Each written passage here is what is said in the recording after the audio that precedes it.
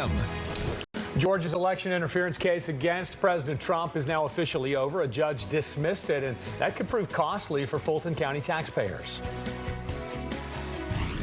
A motive remains unclear after an alleged gunman shot 2 National Guard members patrolling the Capitol.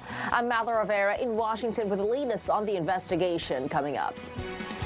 Good morning, everyone. Happy Thanksgiving. Welcome to Good Day Atlanta at 8. I'm Buck Lanford. Happy Thanksgiving to you, too. Happy Thanksgiving. Yeah. I'm Natalie McCann. Alex Whitler has the day off. We're going to check in with Fox 5 Storm Team meteorologist Joanne Feldman for what's in store. We know it's a little bit chillier out there. Good morning. Happy Thanksgiving to you, too. Thank you. All the way around here. And yeah, very different day because yesterday at this time, it was still pretty close to 60 degrees. It is definitely not now. We have a few clouds mixed with otherwise beautiful blue skies. What little cloud cover we have will be gone for this afternoon. Here's the bigger story. We're down to 39 degrees. That's about a 20-degree drop in the last 24 hours. And then there's the breeze that you're going to feel that makes it feel colder. So the current wind chill in Atlanta, 32. It feels even colder and like it's in the 20s when you look farther north and also over the North Georgia mountains. But today's forecast for your Thanksgiving is sunny. It's dry. It's a beautiful day. It's just a cooler than average one with a northwest wind that at times will gust over 20 or 25 miles an hour, sustained winds around 15, and highs today are only in the low 50s. Get used to these cooler temperatures. They're sticking around, and then we have to talk about some rain returning before the weekend is over. I'll get you caught up on that coming up in a few minutes. Buck and Natalie. Joanne, thank you. And new this morning, a man is homeless this Thanksgiving after an overnight fire. Yeah, the flames destroyed the home off of Covington Highway on Glenhaven Drive. Good Day's Mark Teichner is at the scene with more on this story. Mark, good morning. Yeah, good morning, guys. Jeff King is the name of the man who lived in that house. In fact, he had lived there his entire life. That is, until the overnight hours. I just heard a popping noise. Jeff King was asleep in his bedroom when the fire broke out. King opened the door to the garage at his Glenhaven Drive home, seeing his classic 1980 Olds Delta 88 on fire. Before he could do anything else, the whole home went up in flames. The smoke and the flames just knocked me back, and I had to call the fire department. It just went out. It went up so quick, it's not even funny. I almost passed out. The smoke hit me right in the face, and the heat, it was just incredible. DeKalb County firefighters arrived, finding the 2-story home fully engulfed. They repeatedly put out the fire only to see it spark up again. But hours later, they finally managed to get the blaze under control. My parents built this house when I was born. King says his family moved into the house back in 1967 when he was still in diapers. He's lived there ever since and was understandably emotional about it being destroyed. I bought it from them, and then they moved, and they died a couple of years ago. But I've lived in this house ever since I was born. And despite losing everything he owns, King tells us he's still thankful, knowing that things can be replaced. I'm just grateful to God I'm alive. God's good. It could have been much worse. I'm just grateful. Also thankful for the kindness of some of his neighbors while he was sitting in the cold watching firefighters try to save his home. A number of those neighbors came over. They gave him some clothes so that he could stay warm. One of them invited in so he could get a shower and clean up and try to figure out where to go next as far as picking up the pieces. Reporting live from DeKalb County, I'm Mark Teichner for Good Day Atlanta. All right, Mark, thank you. Well, a major legal ruling could end up costing Fulton County taxpayers. Yeah, judges thrown out the criminal case against President Trump and more than a dozen others. And Good Day's Brittany Edney joins us now. Brittany, good morning to you. Not only is this a major decision that ends the president's legal prosecution, but this could impact Fulton County residents as well. Hey, guys, good morning. Yeah, it really could. The Fulton County taxpayers could be on the hook for a massive legal bill. This comes after Judge Scott McAfee dismissed the case in its entirety on Wednesday. A new state law says the accused are entitled to reimbursement if the prosecutor is disqualified for misconduct and the case is dismissed. That means Fulton County could be forced to cut a check to each of the defendants in the 2020 election interference case. Fulton County taxpayers will be on the hook for millions of dollars. Remember, Fulton County District Attorney Fonnie Willis filed the charges in 2023, alleging that Trump and numerous co-defendants, including his former lawyer Rudy Giuliani and former former White House Chief of Staff Mark Meadows illegally tried to reverse Georgia's decision in the 2020 presidential elections. But after revelations that Willis was romantically involved with Special Prosecutor Nathan Wade, she was disqualified.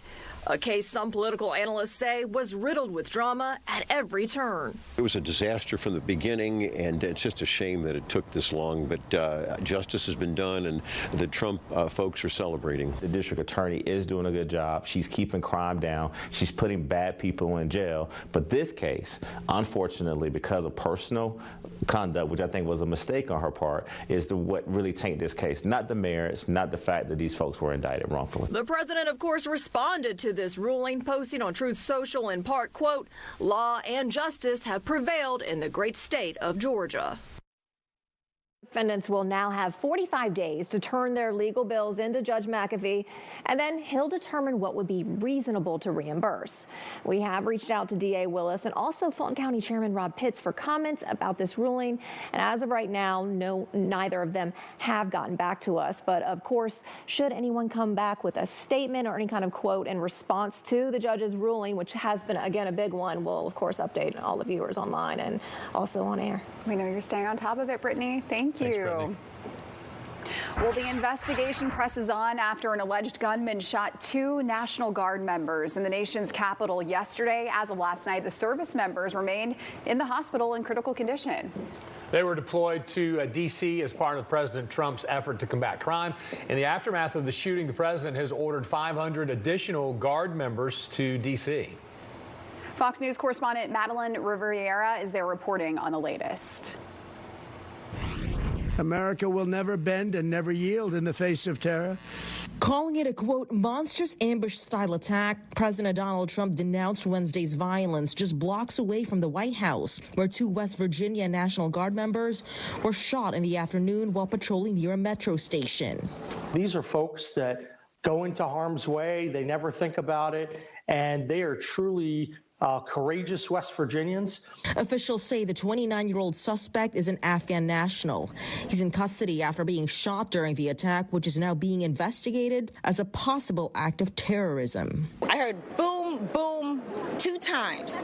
The Department of Homeland Security says the alleged gunman came to the U.S. in 2021 under a Biden administration program which relocated Afghans from the country following the U.S. withdrawal. We're not going to put up with these kind of assaults on law and order by people who shouldn't even be in our country. But as teams keep trying to uncover a motive, Fox News Digital is revealing the suspect had previously worked with various U.S. government agencies, including the CIA. It was a gut punch for me. Meanwhile, community members who gathered outside the Lincoln Memorial for a vigil are still in shock. As a military spouse, this is the last thing that we want to hear for any of our servicemen, any of our law enforcement. According to a post on X, the U.S. Citizenship and Immigration Services has indefinitely stopped processing all immigration requests relating to Afghan nationals, pending further review. In Washington, Madeline Rivera, Fox News. Governor Kemp offered his family's condolences, saying, quote, "Marty, the girls and I ask that you join us in praying for the soldiers and families affected by the tragic events in D.C. and today in Washington, D.C. Please keep all those serving this holiday to protect their fellow Americans in your thoughts and prayers." Well, the saga continues for the Gainesville High School football team. Yeah, Friday's playoff game between Gainesville High School and Langston Hughes has been delayed. The GHSA is appealing a Hall County judge's decision that allowed most of the previously suspended Gainesville players to participate in the game. The ruling came after Gainesville requested an injunction blocking the GHSA's suspension of 34 players. 38 players were originally suspended following last week's brawl against Brunswick High. Asserting that those rules are invalid because they fail to recognize self-defense, and that the GHSA is required by state law to recognize that players and coaches are entitled to use self-defense.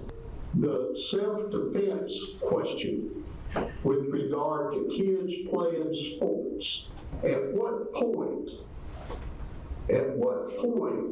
would we address the issue of the bench, 40 kids on the bench, thinking that one kid was being hit or subject to some kind of violence? We're going to authorize all 40 people to run out on the field. I mean, think of the absolute chaos that would ensue. Now, Fox 5 spoke with the Gainesville athletic director, Adam Lindsay, who said, quote, "I'm disappointed that this continues to drag on. This is a bad look for GHSA. I'm disappointed that adults are making decisions that continue to hurt kids." Now, most courts are closed until Monday, which means this will continue to drag on for a few more days. 8:11 is your time, and it's time to lace up those sneakers. Must Ministries is hosting the 22nd annual Gobble Jog this morning. We're going to take a live look now from Marietta Square, where that race began at 7:30. Look at them go. More than 10,000 runners signed up for the 10K, 5K, and Tot Trot. The event attracts participants from all across the country who come together to support the organization's mission to provide food and shelter for those in need. It's early, but it's really a beautiful day for walking. That's right. He designed our hats. He made these for us, so we're excited. We just wanted to be festive. Everybody comes out here festive and has a good time. Yeah. It's just one big giant party on a Thursday morning. Sucks. I'm doing half of that today, the gobble part, not the jog part. All right, runners not the jog. Looking for a longer challenge.